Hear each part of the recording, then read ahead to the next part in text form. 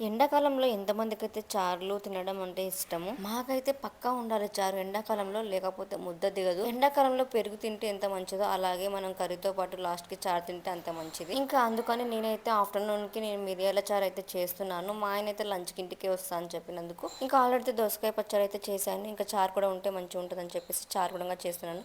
ముందుగా అయితే 3 టమాటోలు తీసుకొని మనం అందులో కొంచెం చింతపండు వేసుకొని మనం ఉడకబెట్టుకోవాలన్నమాట. ఇంకా అలాగే 3 పచ్చిమిర్చి, కొత్తిమీర, ఇంకా వెల్లుల్లి రెబ్బలు ఉంటాయి కదా, అవి కూడా మనం దంచుకోవాలి. ఇంకా టమాటా ఉడకలోపు నేనైతే ఎగ్ బాయిల్ కూడా చేశాను. ఇంకా కొంచెం నూనె పోసుకొని ఇంకా పోపు దినుసులు ఇంకా అవన్నీ వేసుకోవాలి. అలాగే మిర్చి కూడా వేసుకోవాలి. నేనైతే మిర్చి 3 వేసుకున్నాను, ఎందుకంటే పచ్చిమిర్చి కూడా వేసుకున్నాను కాబట్టి కారం ఎక్కువ అవుతుంది అని చెప్పేసి. మీరు కారం ఎక్కువ తినాలంటే ఎక్కువ వేసుకోండి. ఇందాకైతే మనమైతే దంచుకున్నాం కదా వెల్లుల్లి, కొత్తిమీర, పచ్చిమిర్చి, అది కూడా వేసేసుకోవాలి. ఇంకా అది కూడా వేసుకున్న తర్వాతకి పసుపు కొంచెం వేసుకొని సాల్ట్ కూడా కొంచెం వేసుకోవాలి.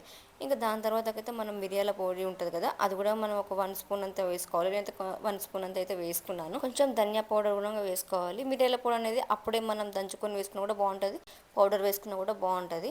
ఇంకా మనం ఉడకబెట్టిన టమాటాలు అయితే కొన్ని కొన్ని నీళ్ళు పోసుకుంటూ మంచిగా వేసుకోవాలన్నమాట దాన్ని మొత్తము. ఇంకా అందులో ఉన్న తొక్కంతా తీసేసి బయటకు వేసేసేయాలి. ఇంకా కొన్ని కొన్ని నీళ్ళు మనం టమాటా చారుకి ఎలా వేసుకుంటామో అలా వేసుకోవాలన్నమాట. ఇది మొత్తము పిసుకున్న రసాన్ని, టమాటా రసం మొత్తం మనం ఇందాక పెట్టుకున్న పోపులో అయితే మనం మొత్తం పోసేసేయాలి. ఇంకా అలా పోసేసిన తర్వాతకి మనం మళ్ళీ కొంచెం సేపు కలుపుకొని ఇంకొంచెం కొత్తిమీర వేసి ఇంకా మనం అయితే హై ఫ్లేమ్లోనే ఉడికించుకోవాలి. ఓన్లీ 10 మినిట్స్ వరకు మనం హై ఫ్లేమ్లోనే చారు అయితే ఉడికించి ఇంకా మనం వేడి వేడి అన్నంలో ఇంకా నేనైతే మంచిగా తిన్నాను అనమాట. మా ఆయనకి నచ్చుతుందో నచ్చదో అనుకున్నాం కానీ చాలా బాగుంది అని చెప్పేసి చెప్పాడు.